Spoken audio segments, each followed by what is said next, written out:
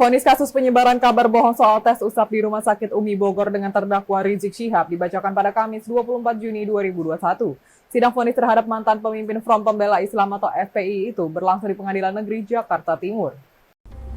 Rizik Syihab divonis bersalah melakukan tindak pidana turut serta melakukan penyiaran berita bohong dan timbulkan keonaran.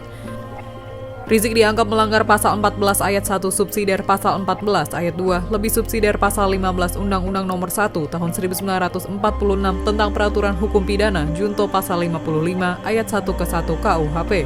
Sementara itu dalam dakwaan kedua, Rizik diduga dengan sengaja menghalangi pelaksanaan penanggulangan wabah.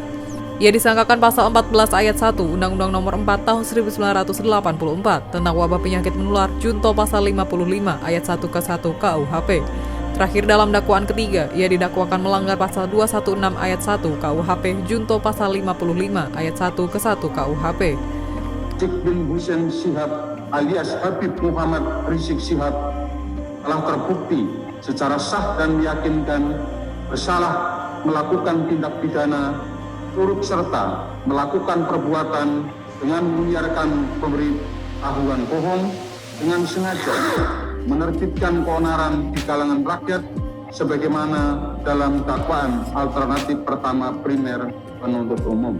Vonis ini lebih ringan dari yang diajukan Jaksa Penuntut Umum atau JPU. Jaksa menuntut Rizik dengan hukuman 6 tahun penjara dalam kasus tes usap di Rumah Sakit Umi. Rizik menurut jaksa bersalah dan melanggar dakwaan primer, yakni pasal 14 ayat 1 Undang-Undang RI Nomor 1 Tahun 1946 tentang Peraturan Hukum Pidana junto pasal 55 ayat 1 ke 1. Menjatuhkan pidana kepada terdakwa oleh karena itu dengan pidana penjara selama 4 tahun. Sementara itu, polisi menangkap 200 orang yang diduga simpatisan Rizik Syihab saat menuju Pengadilan Negeri Jakarta Timur. Kabar penangkapan 200 orang yang diduga simpatisan Rizik itu dibenarkan oleh Kapolsek Cakung Kompol Satria Dharma. Satria menyebut ada sejumlah orang yang membawa senjata tajam dan turut diamankan ke Polres Jakarta Timur. Kini mereka tengah diperiksa oleh pihak kepolisian.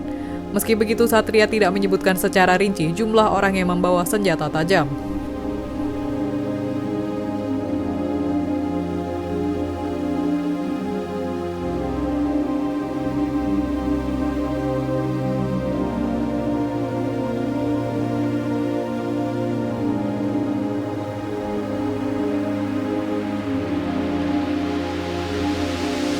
Demikian informasi dari Tribun Jateng Update. Saksikan terus Tribun Jateng Update hanya di channel YouTube Tribun Jateng. Ikuti update terbaru dari sosial media Tribun Jateng.